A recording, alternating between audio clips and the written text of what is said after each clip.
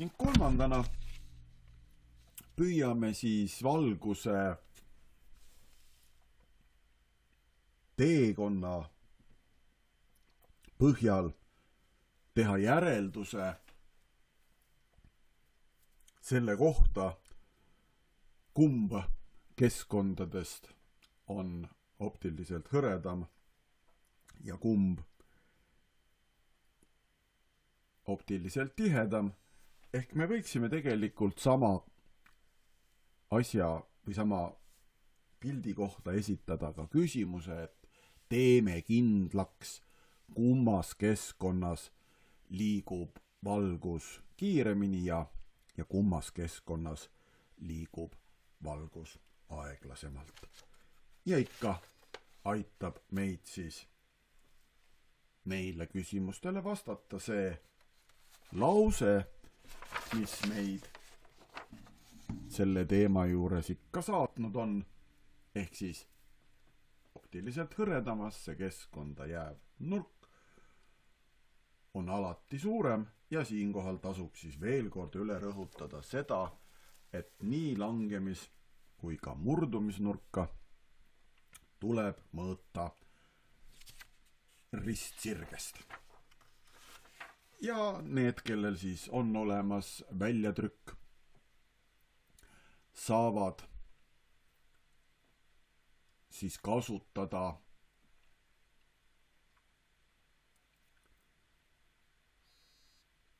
väljatrükki ja kelle väljatrükki ei ole, siis nendega koos teeme sarnase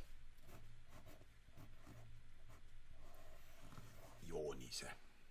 Selle ülesandes 5 toimub meil valguse murdumine tasapinnalt.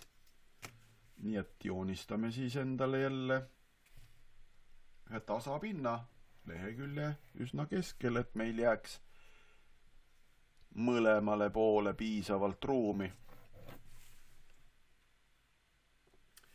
Ja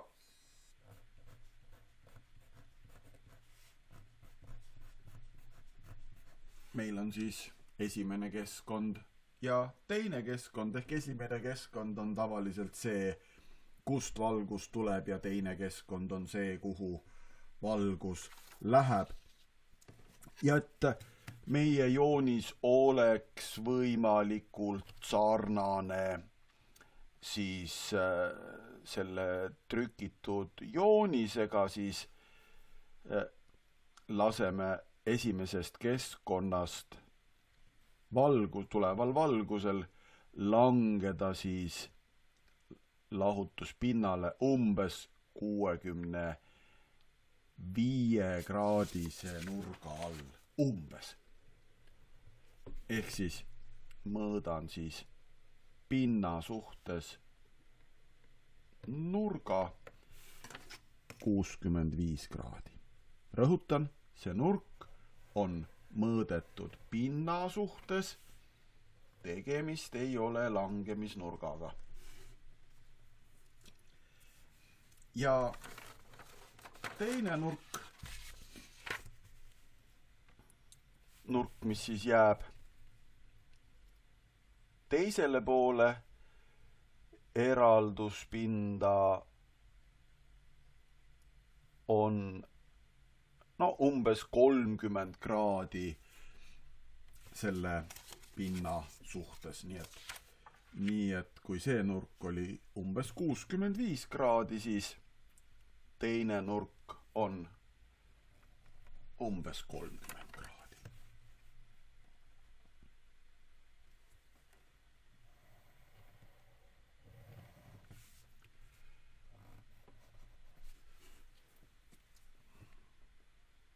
Ja selleks, et me saaksime nüüd otsustada, et kumb keskkond on optiliselt hõredam ja kumb on optiliselt tihedam, peame me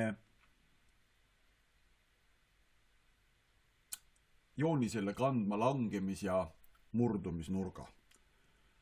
Aga langemis- ja murdumisnurga joonisele kandmiseks on meil ainult üks võimalus ja see on siis joonistada langemispunkti ristsirge. Märgime siis ära alfa ja märgime ära gamma. Ja nüüd siin on küll koht, kus me võime küll usaldada oma silmamõõtu, aga kindluse mõttes peaksime me ikkagi teostama mõõtmise ja mõõtma ära siis vastavad nurgad.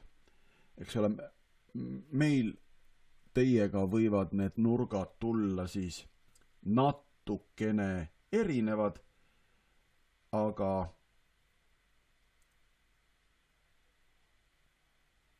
mul näitab mall, et alfa on ligikaudu 25 kraadi ja et see gamma on ligikaudu 60 kraadi. Eks ole, me tuvastasime, et gamma on alfast suurem.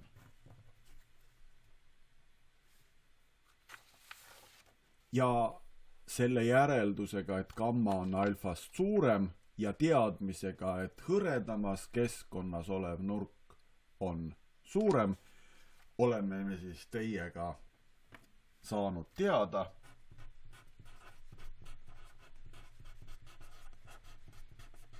et see teine keskkond on optiliselt hõredam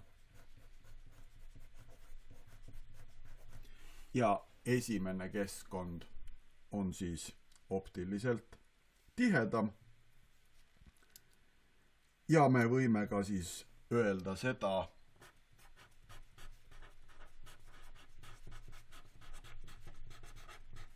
et teises keskkonnas liigub valgus kiiremini ja esimeses keskkonnas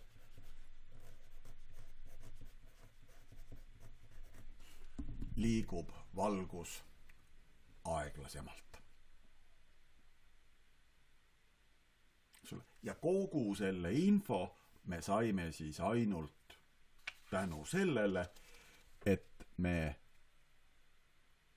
oskasime rakendada lauset optiliselt hõredamasse keskkonda jääv nurk on alati suurem. Ja viimane 6. näidisülesanne on siis taaskord seotud kõvera pinnaga, kerapinnaga ja valgus langeb siis nõgusale pinnale. Nii et joonistame siis siia ühe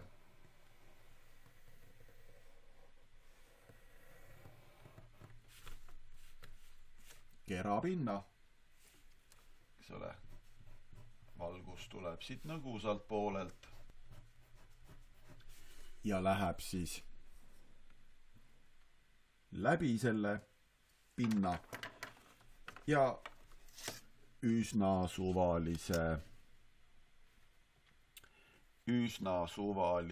nurga all laseme siis valgusel siia nõguspinnale langeda, eks ole, ja me näeme siis, et ta peab siis murduma, nii et valime siis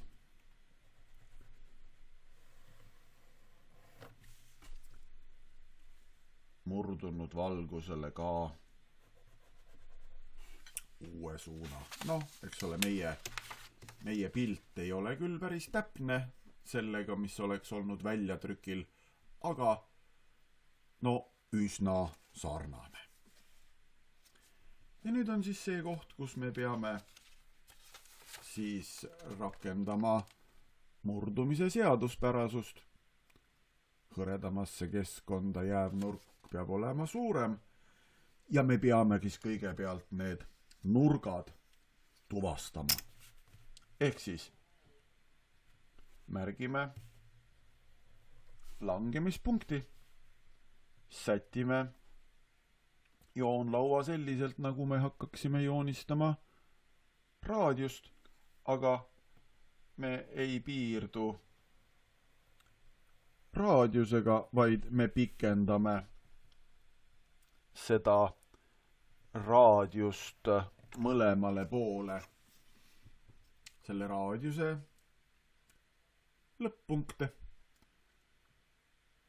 Ja nii tekib meil siis võimalus märkida joonisele nurgad, eks ole, ja esimesse keskkonda jääv nurk on siis langemisnurk ja teise keskkonda jääv nurk on murdumisnurk. Ja nüüd on siis kas siis silmaga hindamise või kui sa oma silma ei usalda, siis malliga mõõtmise koht. Ehk siis mõõdame ära, milline on siis see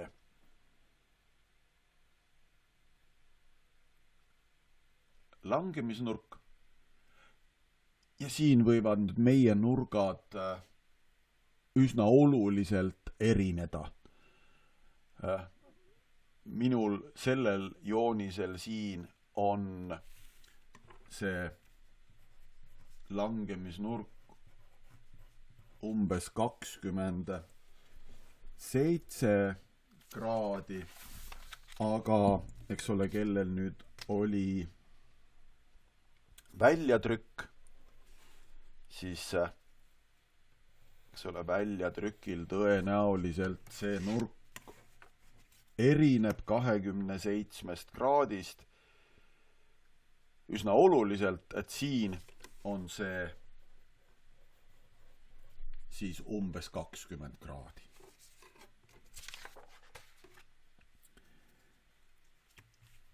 Ja samamoodi mõõdan siis ära murdumisnurga, mis jääb siis ristsirge ja murdunud kiire vahele.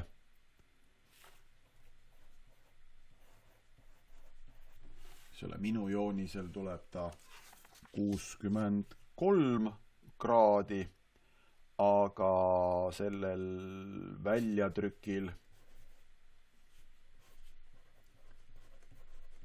on ta umbes 55 kraadi. Aga kui sa joonistasid siis minuga sarnaselt, ehk siis murdsid seda langevat kiirt justkui allapoole tema esialgsest levimise suunast, siis peaks ka sinu jooniselt järelduma see, et alfa ehk siis langemisnurk on gammast ehk siis murdumisnurgast suurem ja kuna suurem nurk asub hõredamas keskkonnas, siis oleme me tuvastanud, et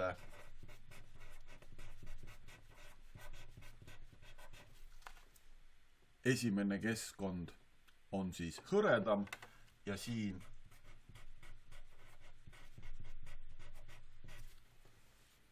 liigub valgus kiiremini ja teine keskkond on siis optiliselt